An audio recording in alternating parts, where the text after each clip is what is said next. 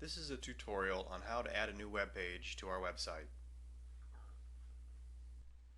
There are two main steps to creating a web page. The first is to use the Add Page link within the website to create the page, and the second step is to update the photo that will show for that web page. The first step is the easy one. I'll be going over all these in a moment, but I just want to make you aware of exactly what you need in order to create a page. The first thing you need is a page name. That's the name that will be showing in the upper left-hand corner of the browser when somebody's looking at the page. It could be anything you want, just make sure it's short and descriptive. The second thing you need is the parent page.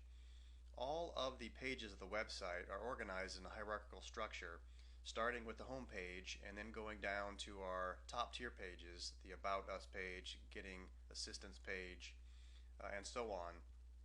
And every page must have a parent page. Now that may seem complicated, but if you actually look at the way the pages are structured right now, all the departments are sort of grouped together, and so you should be able to find where a new page goes fairly easily. The third thing you need to set are the permissions, and that's very easy. And the fourth thing is the skin. You have to set the skin to show basically the template for what the page will look like. Now there are only two to select from for us for our main website. There's the lower tier 1 column and the lower tier 2 column, and I'll show you what those look like. The home page is a good example of a 2-column template. You'll note the content pane to the left and the right pane to the right. 2 columns showing on this page. Now if we were to go down to the newsletter page, this is a good example of a 1-column template. There's just the content pane. Now typically we use 2 columns for most of our pages, but if you have a page where you want to take up the full screen width, you should use the 1-column template. Selecting these skins is very easy, and I'll show you how to do that in a moment. Just don't get confused with the word skin. When you see the word skin, just think template. Once you create a page, it comes actually without a photo. So the second step in creating a web page is to link a photo to the page. On our network, we have a directory that contains all the different photo files. It's just a set of JPEGs. So in order to select a photo for your new web page, you have to either create a photo or select one that already exists. And then you have to update this default.xml file to link the web page name with the new photo file that you've just created or selected. And I'll show you how to do that in a moment as well. For the purposes of this tutorial, I'll now create a sample page, and I'll call it an IT testimonials web page, and it'll be a place where I will show all the wonderful testimonials that all you people should be saying about your IT department. There isn't a page like that right now, although there probably should be. Let's get started with the first step, and that is to add a new page using the Add New Page link. I have logged in and navigated to the home page, although you can do this from any page. I don't have my control panel showing, so I'm going to show the control panel. In the upper left hand corner there's the Add link. I'll click on that, and that takes me to the Add New Page window.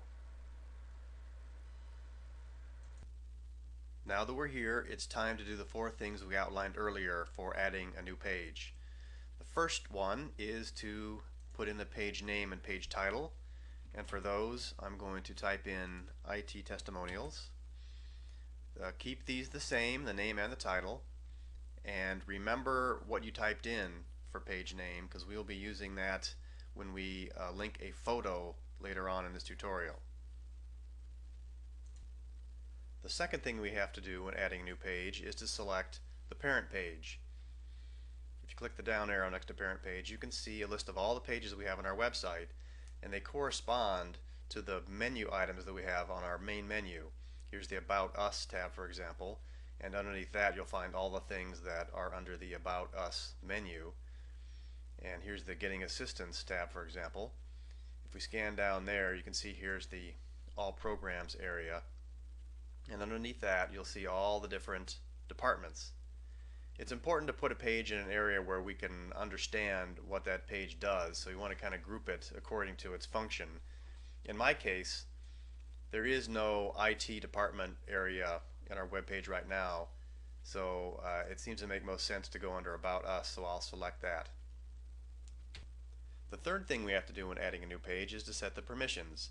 In this permissions block, you see a list of a whole bunch of different groups, and then a view page column and an edit page column. All we have to do for a basic web page that the general public is going to see is to make sure that all users have the option to view the page. So just put a check mark in that first box next to all users. The final thing we have to do when adding a new page is to set the skin and container. So we'll scan all the way down, look for advanced settings, expand that,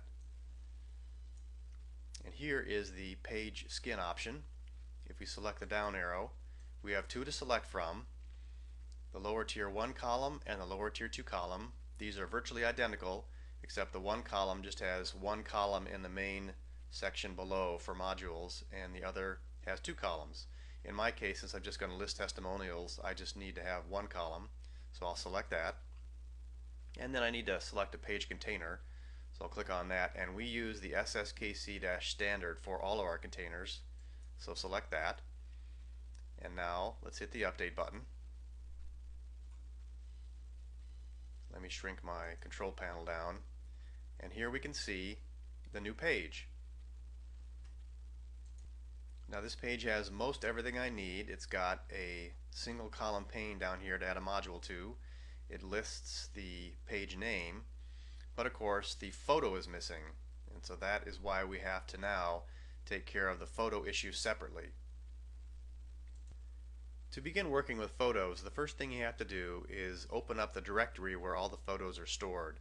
To do this, open up a Windows Explorer window or use My Computer, and then type this address up into the address block. That's /DNN/website/portals/0/photos/header photos. When you type that in, that gives you a list of all of the photos that are showing on our website. Notice that they are all JPEGs and end in a JPG. At this point, you can either create your own photo or you can copy and paste a photo that's currently there. If you want to create your own photo, double click on this image size readme.txt and that'll open up a text file and it'll show you the size the photo has to be, and that's listed here. You have to have a height of 274 pixels and a width of 673 pixels. Now that's only if you actually want to create your own photo. I'm going to take the easy route in this case. I'm going to find a photo that already exists and use it for my web page as well. So I think this news release thing will probably work for me. I should probably open it up and take a look at it, but I know what it looks like and it should work for me. So I'll do a copy and a paste, and I will go down to the bottom of the directory and change the name to what I want to call it for my page. So I'll start off with LT, and that stands for lower tier. Just start all of your photos with LT just to maintain consistency with the rest of the files in this directory. And I will go with IT testimonials.jpg. That's all I need to do. And so now all I have to do is to update this default.xml file. The default XML file ties the name of the page to the label of the photo file that we just created. So I'm going to go right click on this and open it with WordPad. It can be any text editor. And this looks complicated, but it's actually pretty straightforward. Each line in here corresponds to one of our web pages. And so for example, here's the About Us page. The first section where it says page equals, in there we want to put the title for the page. And where it says source equals, here we want to put the file name that we just gave our photo file.